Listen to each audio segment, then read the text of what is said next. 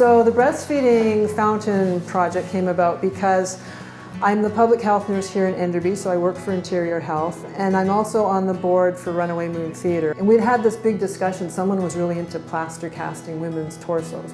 Come to work on Monday morning, and there's an email sitting there about Interior Health looking for artists. And I said, this has come across my desk.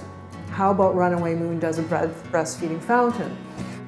So we thought that the idea of a breastfeeding fountain was such a curious idea that it might be something that might bring up different ideas and also a lot of discussion. When Marianne first told me, I didn't even know what to think. It's like, this should be interesting. And then they showed me pictures today of fountains in Europe, I think it is, of breastfeeding fountains, so it's not the first time that it's been done. So there's a physical representation, some water is flowing out of it, you see that maybe there will be breasts in it, and anatomically you will see how those breasts are producing their lactate.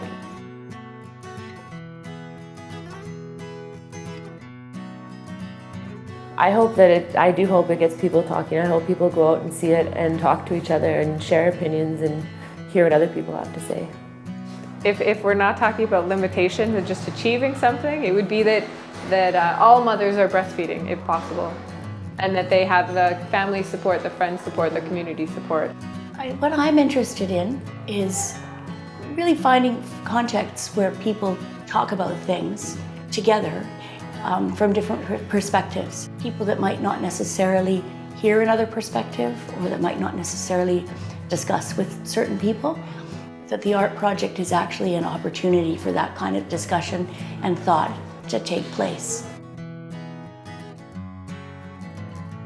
I hope people will go and look at it. I hope people will just talk about it. We had a great discussion today here in the group, playing with the plasticine, making little models, just about the appropriateness of breastfeeding in public.